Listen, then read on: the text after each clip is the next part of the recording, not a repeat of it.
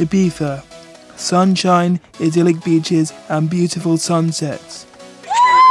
And a world's famous nightlife scene 4 decades strong that's made it a destination for clubbers all over the world. As someone who lives for clubbing, parties and a good time, it's no wonder I've ended up here. The only difference is I'm in one of these.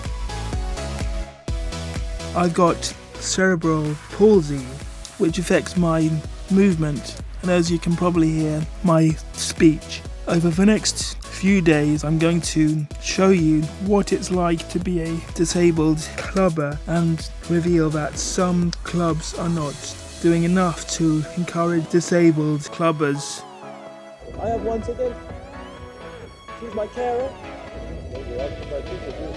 A microwave, which is just what you need when you're going for a slap. That bathroom was what? Really bad. Yeah, like it hadn't got any handlebars or anything like that, so I couldn't use it. They had only 3 steps that could easily be a ramp or adapted to a ramp. Not doing so would be against equal rights. Si algo está mal y no te quejas, no se cambia.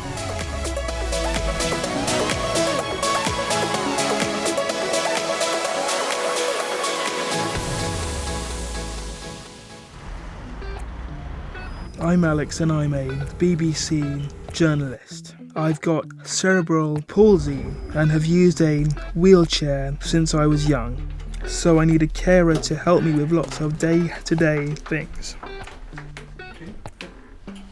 I also happen to be a pretty big clubber. I am myself, like on the dance floor. I'm not a chair, I'm not a person who's actually in a chair, I'm me. Last year I went to Ibiza for the first time and I had a pretty bad experience in terms of access. I was so angry I ended up writing an article for Mixmag about what happened. This summer I'm heading back to Ibiza to see if things might be changing. I'll be joined by my carers, James and Rachel. Have we got everything, James? Yes, we do. Right? Have we got stuff? It might. Yeah. Just if you can hold it, James, just in case. Thank you. You have to plan everything a lot more in a wheelchair because it takes a lot more time. So if you want to get an Uber, well, half of them haven't got access. You have to order an access Uber. That can take a lot longer to arrive. It can be up to half an hour longer. The journey on the plane can be a bit of a pain, but on this occasion everyone was really helpful and fantastic. 1, 2, 3, up. Thank you. In Ibiza I'm staying in a especially adapted hotel room. It's got the space and the facilities I need. But I'm not wasting any time. We're heading straight out to Ocean Beach for one of their famous pool parties. I had a fantastic time here last year and the access was actually really good. I always find it a bit odd how much attention I get on the dance floor. It can be fun to have people always asking me for selfies, but I think it also shows how long we've got to go before seeing a wheelchair on the dance floor is the norm and not a novelty.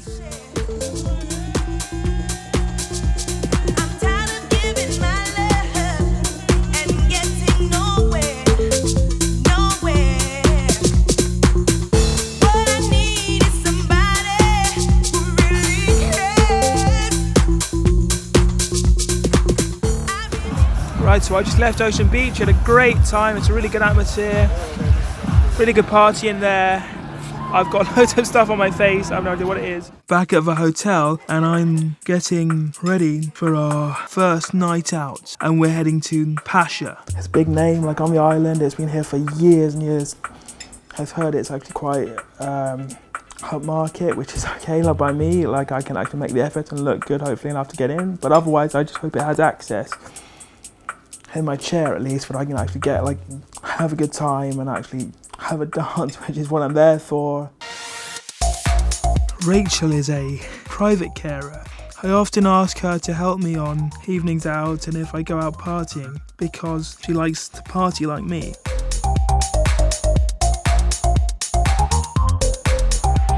One way in which Ibiza has made progress with accessibility is with its taxis, many of which are wheelchair accessible. When we arrived at Pacha, it was a good start.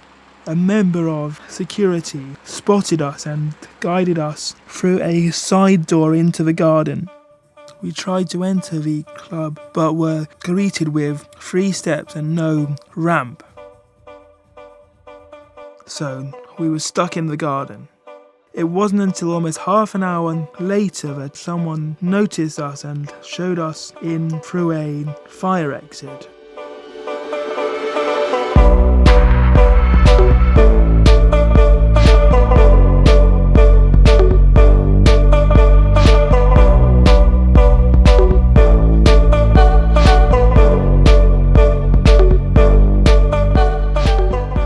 After a bit of a dance, I wanted to check out the toilet. They had no bars or anything that would actually help you to use the toilet as a wheelchair user with mobility issues. So, we're going to call it a night.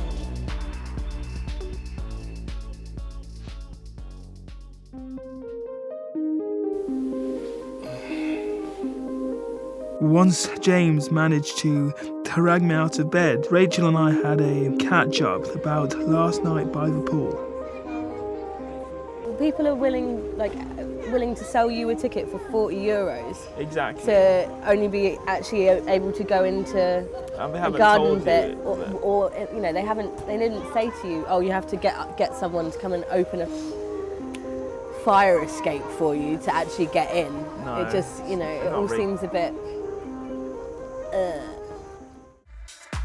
Accessibility laws in Ibiza are similar to those in the UK, stating that businesses must make reasonable adjustments to cater for those with access issues. I'm meeting Vicente, a wheelchair user from Ibiza. Más que una falta de entendimiento, quizás falta un poquito de voluntad y sobre todo concienciación. Desde cuando eres niño a adulto.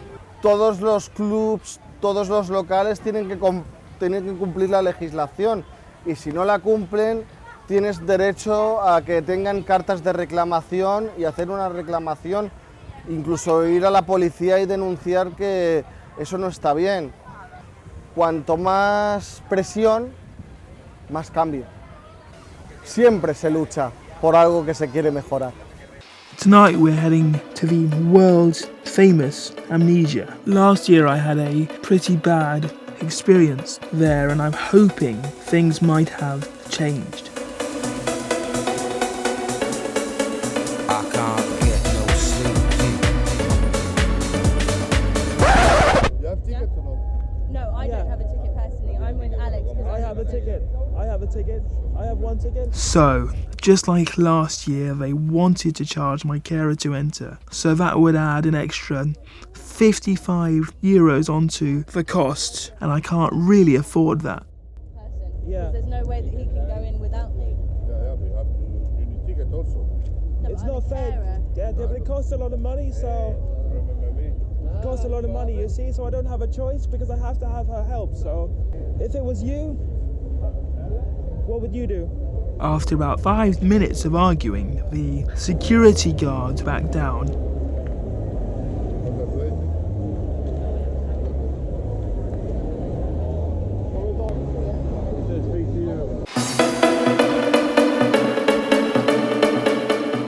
However, once I was inside, the disabled access was fantastic and I felt really welcome. After some dancing, I wanted to check out the disabled toilets. They were definitely an improvement on Pacha in that they had good support bars, but they also seemed to be doubling up as a staff room with a microwave, a fridge and some cleaning products. We have a fridge. for French. A microwave. A microwave, which is just what you need when you're going for a slap. I wanted to finish my Ibiza holiday with a bang, so we're heading to Es Paradis. It's a place where last year, despite some access issues, I felt overwhelmingly welcome, and that's really half the battle.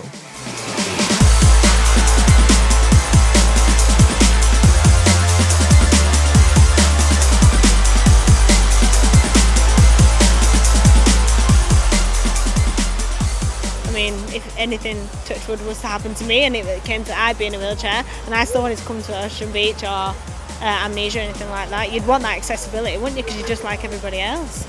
You know, obviously there's a lot of people that want to come out no matter what, like regardless whether they're in a wheelchair or not. You've got to cater for absolutely anyone that wants to come and have a good time. In my opinion, there should be a bit more of accessibility, trying to include everyone in. So it's quite refreshing to see people in a wheelchair like Alex.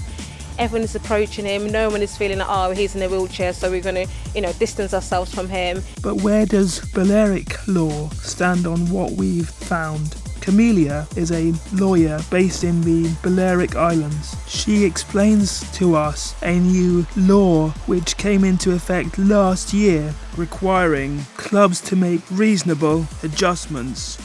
This new law is more tough, due to the fact that it establishes requirements and provides fines for non-compliance. These nightclubs are not making reasonable adjustments because there is no improvement. Alex had problems to go into the club or to go to the bathroom. There is no facilities. We have to follow the law. Not doing so would be against equal rights. After what Camelia said, we wanted to see what the nightclubs had to say. This was Pacha's response. The Pacha Group says it's very sorry for the negative experience and inconveniences suffered by Alex.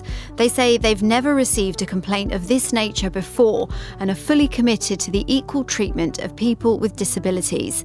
They say they're now working on improving access, and since the filming of this documentary, they've introduced the following: safety bars in all 3 disabled toilets in the club, employee training in how to assist customers with disabilities, clear disability access signage at side entrances and inside the club, and a clear disabled access policy at the main entrance to their club, providing a special service for guests with access issues to be escorted into the venue. We also contacted Amnesia, but they didn't respond. This trip has shown me that despite some small advances, there is still a long way to go before clubs have a consistent and welcoming policy for wheelchair clubbers.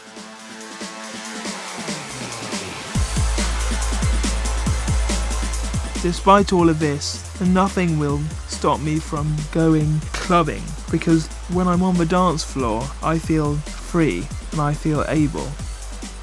But I would like to see changes in the near future that make things easier for clubbers with accessibility issues.